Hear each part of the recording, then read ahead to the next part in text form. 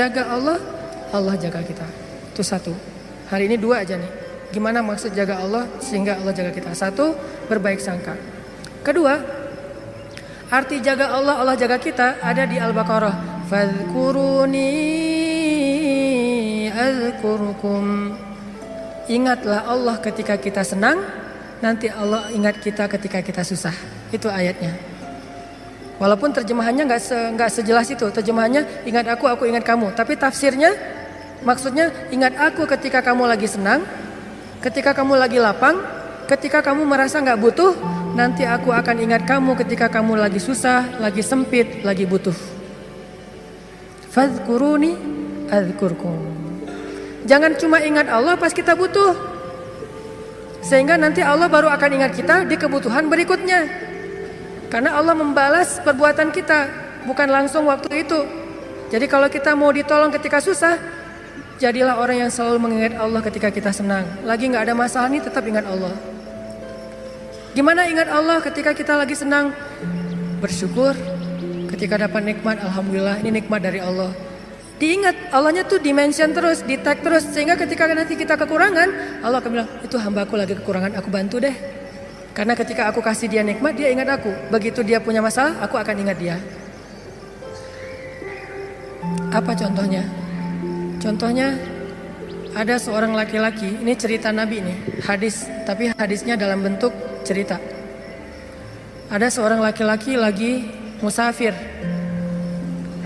di zaman sebelum zaman Nabi, mungkin di zaman Nabi Isa atau zaman Nabi sebelumnya, tidak disebutkan. Yang jelas umat terdahulu, Bani Israel.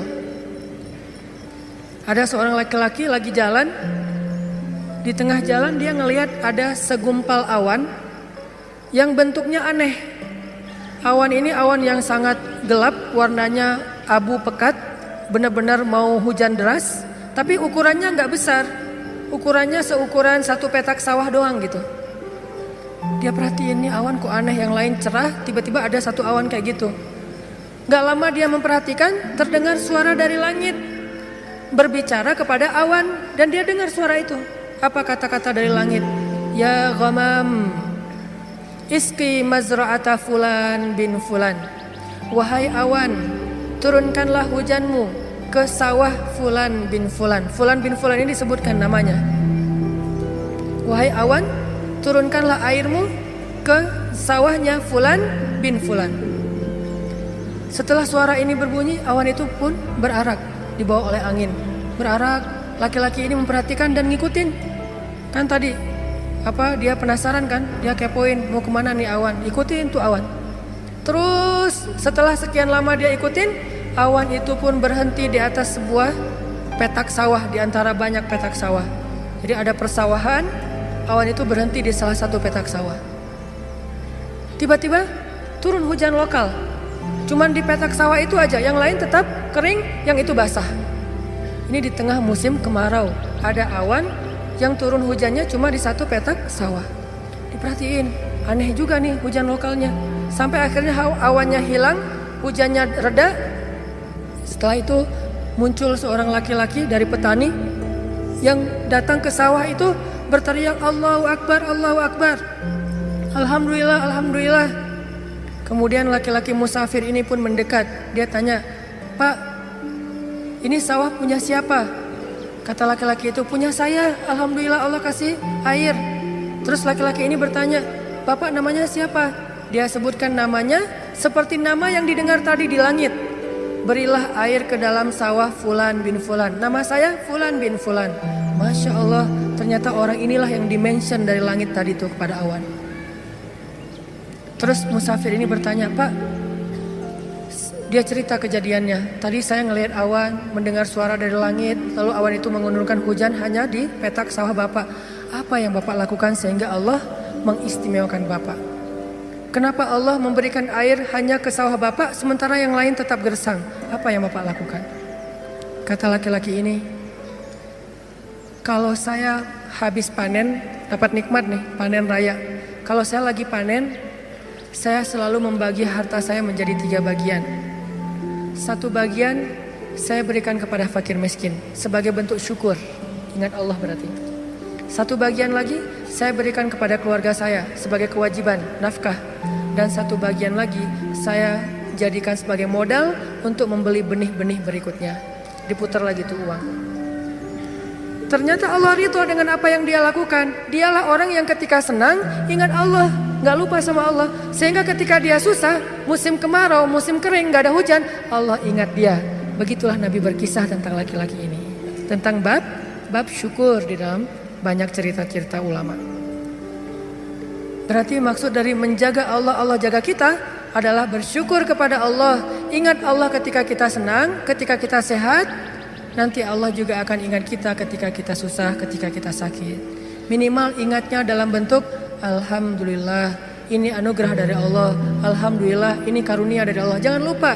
Sehingga kalau kita dapat nikmat, jangan bangga diri dulu, jangan besar kepala dulu, tapi mention Allah dulu. Alhamdulillah, ini nikmat dari Allah. Sehingga nanti kalau kita butuh Allah, Allah akan ingat kita. Dan itu berlaku dalam semua masalah kehidupan kita.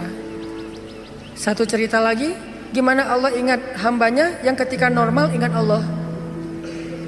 Cerita yang populer tentang 3 orang yang terkurung di dalam gua. Gimana mereka bisa selamat?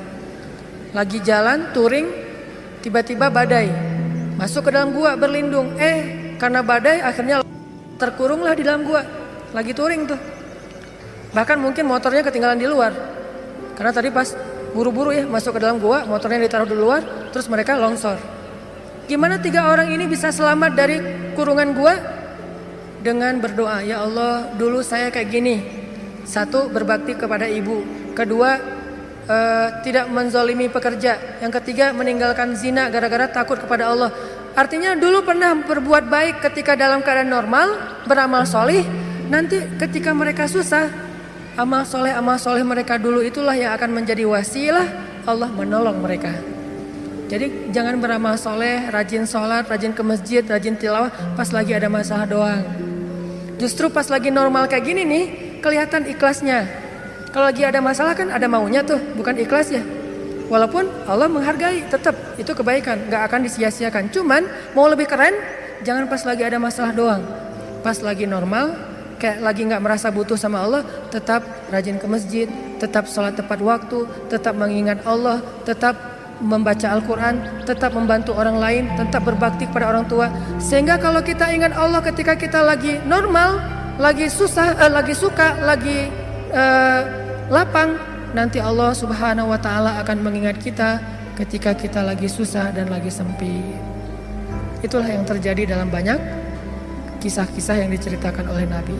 Mudah-mudahan ini bisa jadi booster buat kita teman-teman. Kesimpulannya satu-satunya berbuat baik atau habis-habisan yang gak bakalan dikecewain itu adalah habis-habisan kepada Allah. PDKT yang gak bakalan kecewa itu PDKT-nya kepada Allah. Telepon yang gak bakalan di-reject itu telepon Allah. Japri yang gak bakalan diantepin, japri ke Allah satu-satunya. Kalau yang lain bisa aja kita dicuekin. Kenapa? Mungkin dia sibuk, mungkin dia lupa, mungkin. Tapi kalau Allah enggak. Kedua, maka dari itu coba kita jaga hubungan kita dengan Allah. Siapa yang menjaga Allah, Allah jaga dia. 1, arti menjaga Allah adalah berbaik sangka kepada Allah. Allah juga akan berbaik sangka kepada dia. 2, ingat Allah ketika kita senang, nanti Allah akan ingat kita ketika kita susah. 3, sebagai penutup, arti berbaik sangka kepada Allah. Allah berbaik sangka kepada jaga Allah, Allah jaga kita. Sedikit lagi ini penting.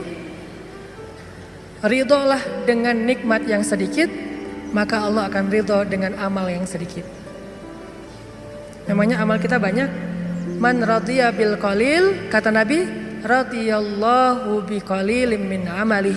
Siapa yang ridho dengan nikmat Allah yang sedikit, menurut dia sedikit, maka nanti Allah juga akan ridho dengan amalnya yang sedikit. Salat kita yang pas-pasan, ibadah kita yang pas-pasan, tilawah kita yang pas-pasan, Allah ridho. Kenapa Allah ridho? Padahal cuma pas-pasan, karena kita juga ridho dengan nikmat Allah di dalam kehidupan kita yang kadang menurut kita sedikit, padahal sesungguhnya banyak. Mudah-mudahan Ini jadi penyemangat buat kita untuk terus mendekat kepada Allah Subhanahu wa taala. Jangan kecewain Allah, maka Allah gak bakalan ngecewain kita. Kenyataannya sering kita ngecewain Allah, Allah juga belum ngecewain kita. Tapi Allah punya batasan.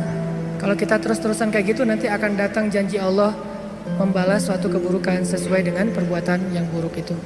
Nauzubillahi min dzalik. Barakallahu li wa lakum. Wassalamualaikum warahmatullahi wabarakatuh.